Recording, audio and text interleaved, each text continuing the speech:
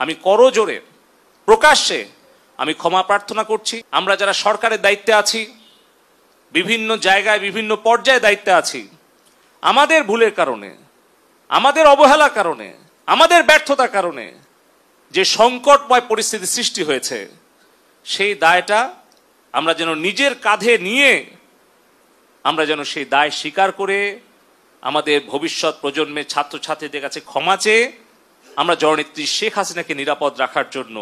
বাংলাদেশকে নিরাপদ রাখার জন্য যে কোনো ত্যাগ স্বীকারের জন্য যেন আমরা প্রস্তুত থাকি। আমরা ঐক্যবদ্ধ হয়ে আমাদের সন্তানদের, ছাত্রছাত্রী ভাই বোনদের সাথে আমাদের যে দূরত্ব তৈরি হয়েছে, সেটি আমরা আন্তরিক প্রচেষ্টা দিয়ে, স্নেহ, মমতা, ভালোবাসা দিয়ে আমরা তাদের সেই হৃদয়ের ক্ষতটা দূর করে আমরা তাদের বিশ্বাস, ভালোবাসা এবং আস্থাটা আবারও অর্জন করার চেষ্টা করব। কারণ সন্দেহ, মিথ্যা একটা সন্দেহ, অবিশ্বাস, এটা কিন্তু বিশাল একটা রোগ।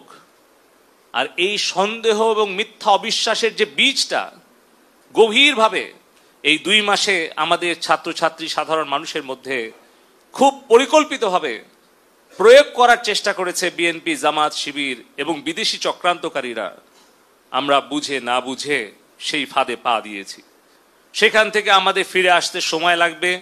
কষ্ট হবে, কিন্তু অসম্ভব নয়। আমি বিশ্বাস করি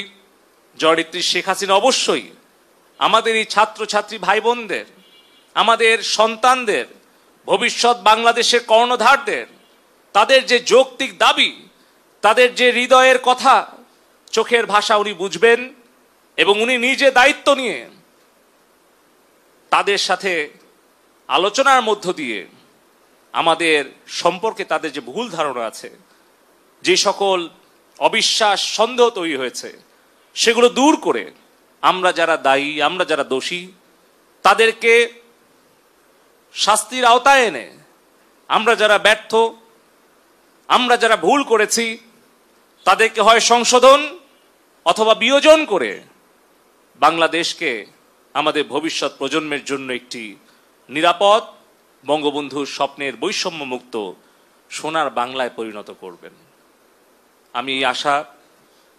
ব্যক্ত করে এবং সকলের কাছে আবারও অনুরোধ করি, আমাদের ব্যক্তি পর্যায়ে আমাদের ভুল থাকতে পারে, রাজনৈতিক নেতৃত্ব, আমাদের যারা উপজেলা, জেলা বা যেখানেই থাকুক, তাদের ভুল থাকতে পারে, কিন্তু সেই ভুলের শাস্তি যেন আমাদের প্রাণপ্রিয় নেত্রী জননেত্রী শেখ হাসিনা না পান, তার জন্য আমাদের দায়টাও আমাদের ঘাড়ে তুলে নিতে হবে। আমরা যারা সরকারের দায়িত্বে আছি, বিভিন্ন জায়গায় বিভিন্ন পর্যায়ে দায়িত্বে আছি, আমাদের ভুলের কারণে, আমাদের অবহেলার কারণে, আমাদের ব্যর্থতার কারণে যে সংকটময় পরিস্থিতি সৃষ্টি হয়েছে, সেই দায়টা আমরা যেন নিজের কাঁধে নিয়ে আমরা যেন সেই দায় স্বীকার করে আমাদের ভবিষ্যৎ প্রজন্মের ছাত্রছাত্রীদের কাছে ক্ষমা চেয়ে আমরা জননেত্রী শেখ হাসিনাকে নিরাপদ রাখার জন্য, বাংলাদেশকে নিরাপদ রাখার জন্য যে কোনো ত্যাগ স্বীকারের জন্য যেন আমরা প্রস্তুত থাকি। যদি জননেত্রী শেখ হাসিনা যে কোনো শাস্তি অথবা আমাকে যে কোনো সিদ্ধান্ত দেয়, সেটা আমি মাথা পেতে নিয়ে আমি বঙ্গবন্ধুর আদর্শের সৈনিক হিসেবে, জননেত্রী শেখ হাসিনার কর্মী হিসেবে, আওয়ামী লীগের একজন কর্মী হিসেবে আমার তরুণ প্রজন্মের কাছে যদি আমার কোনো ভুল ত্রুটি হয়ে থাকে, আমি করজোড়ে প্রকাশ্যে আমি ক্ষমা প্রার্থনা করছি। এবং এই ইন্টারনেট ব্যাহত হওয়া, এই সোশ্যাল মিডিয়ার গুজব প্রতিরোধে ব্যর্থ হওয়া, এই সকল কিছু দায় এবং দায়িত্ব, ব্যর্থতা আমি নিজের কাঁধে তুলে নিচ্ছি এবং যে কোনো সিদ্ধান্ত আমি মেনে নেওয়ার জন্য আবারও প্রতিশ্রুতি আমি সকলের সামনে দিচ্ছি। আমার দলের নেতাকর্মীরা, আপনারা সকলে ঐক্যবদ্ধ থাকবেন যেন কেউ কোনো ষড়যন্ত্র করে, সন্ত্রাস করে আমাদের এই এলাকা, আমাদের এই দেশকে অস্থিতিশীল করতে না পারে। ইনশাআল্লাহ মহান আল্লাহ পাক উপরে আছেন, আমাদের নিয়ত সহি আছে, সঠিক আছে। ইনশাআল্লাহ জননেত্রী শেখ হাসিনার নেতৃত্বে আমরা বঙ্গবন্ধুর স্বপ্নের বৈষম্য মুক্ত সোনার বাংলা গড়ে তুলব, আমাদের ভবিষ্যৎ সন্তানদের জন্য নিরাপদ বাংলাদেশ গড়ে তুলব। এই বিশ্বাস আমার আছে